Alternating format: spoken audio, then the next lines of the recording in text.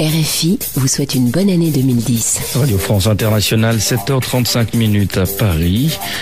Il est exactement la même heure dans les pays voisins. Vous êtes toujours à l'écoute de la radio mondiale. Vous écoutez RFI, il est 21h en temps universel, 21h à Paris, décidément, et 1h de moins en temps universel. Quelle heure est-il? À la une également de la Croix demain, Agnès Rotivel, bien entendu, le CPE. Ah écoutez, là je serais incapable de vous répondre. Excusez-moi, il y a quelqu'un qui tire la chasse, je suis désolé. Mais peut-être pourriez-vous sortir des toilettes? Attendez, je vais aller justement dans les toilettes où on vient de tirer la chasse, comme ça, voilà. Est-ce que vous me recevez là? Oui. Économe en vie humaine, c'est ça? Oui, c'est ça. Excusez-moi, mais c'est un aéroport, il y a des avions tout le temps. Non, mais je suis dans les toilettes handicapées maintenant, donc vous voyez. Voilà, mais tout le monde tire la chasse autour de moi, donc vous devez l'entendre. Voilà. On risque pas aussi d'assister tout de même à une confrontation régionale entre partisans et adversaires du libre-échangisme? Oui, parce du libre-échange, excusez-moi. La bourse maintenant avec Johan Deschamps, du journal Investir. Johan, le CAC 40 est à la baisse. Radio France Internationale vous présente ses meilleurs vœux. Johan Deschamps. Oui. Et Céline Pontex pour nous dire que le CAC 40 est en baisse. Moshe Katchav a démissionné. Le CAC 40 est en petite forme. En effet, Capgemini, après avoir bondi de 4,6% hier. Eh ben voilà, on a perdu Céline Pontex. Vous êtes à l'écoute de Radio France Internationale, il est 22h en temps universel, 23h à Paris et à Rome. Frédéric Enrut. Bonjour à tous, Frédéric Guérin à l'antenne. 13 navires sont encore aux mains des pirates somaliens dans le golfe d'Aden et l'océan Indien, avec à bord 135 marins. Au Tchad, les rebelles affirment avoir pris le contrôle de 2 localités du centre-pays, Mongo et Bitskin. Depuis, les relations entre les deux communautés se sont améliorées, notamment en matière d'éducation. Envoyé spécial en Macédonie, François Cardona. 90 000 électeurs fantômes, ou en tout cas impossible à identifier. Dans des nombres 3, lutter contre le terrorisme, apporter un témoignage de solidarité transatlantique. La France, l'Italie, l'Espagne, les États-Unis, le Japon ou encore la Suisse ont déjà mis la main au panier. Le ministre peut également décider d'accepter les demandes d'extradition déposées par 4 pays européens. Ces pays sont la France, la Suisse, l'Espagne et... la Suisse, l'Espagne, la France et un 4e pays dont le nom m'échappe. Et puis, cette information, pour le moins inhabituelle, au Costa Rica, un ministre s'est perdu dans un parc national.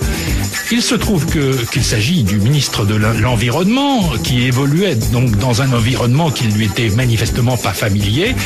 Et après 48 heures de disparition, le ministre a fort heureusement été retrouvé sain et sauf. Il a raconté avoir été tout simplement attaqué par un tapir, comme quoi... un tapir, ça trompe énormément. Pour passer cet obstacle.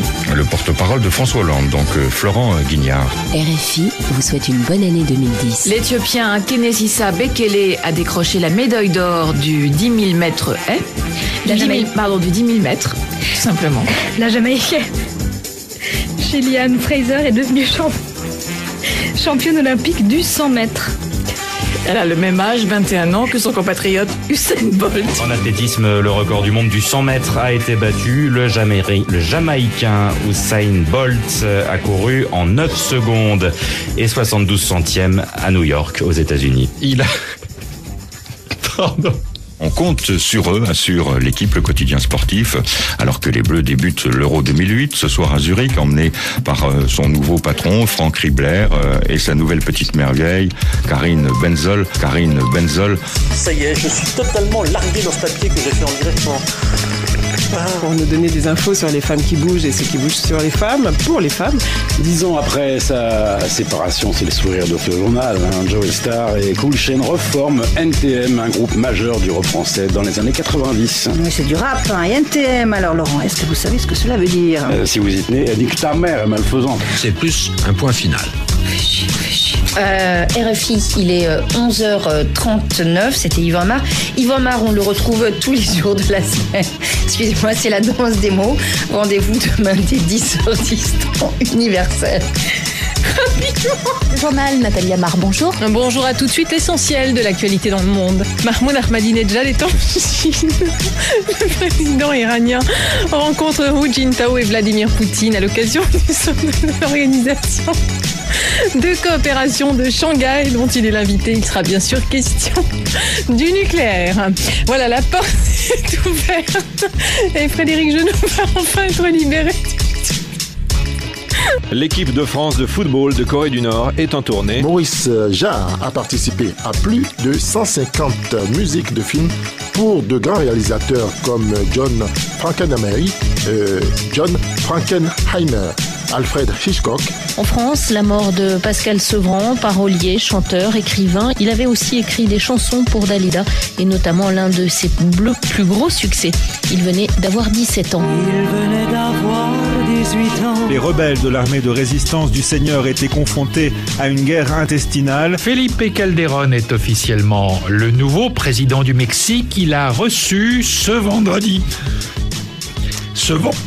Un petit problème de...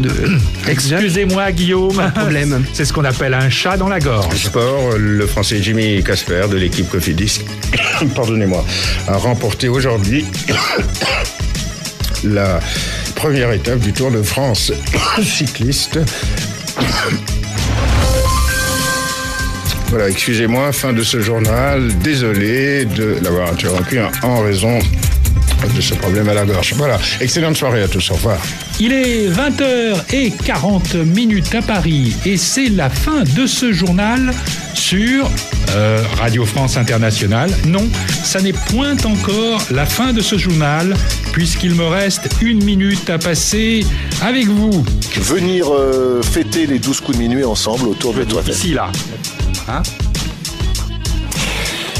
Oui, Anissa, malheureusement, Anissa s'écaille, le brouillard qui descend sur Paris est peut-être en train de gâcher ce très beau spectacle. Il y en a un, en tout cas, qui n'aura pas vu 2010. Et pourtant, il en a vu des années. Le doyen, c'est-à-dire le plus vieux des hommes français, il s'appelle Félix Maximilien Rostin et il vient de mourir à l'âge de 109 ans.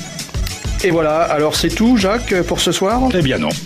Puisqu'il nous reste encore quelques secondes et que je détiens jalousement ce micro, eh bien j'ose ce conseil de dernière minute à tous ceux de nos auditeurs qui ne sont pas encore arrivés à minuit, l'heure fatidique des embrassades et des congratulations. Ne gâchez pas les précieux instants qui vous restent. Entraînez-vous à dire bonne année sur le ton qui convient. Alors, qu'est-ce que vous nous proposez, Bernard, par exemple ? Bonne année à tous. Oui, ça c'est bien, mais faites-le un peu plus joyeux peut-être. Mais pourquoi moi ? Bonne année. Ou alors pompeux. Bonne année, chers amis. Bernard. À la russe ? Ah. Une langue. Bonne année, chers camarades. Bonne année à tous.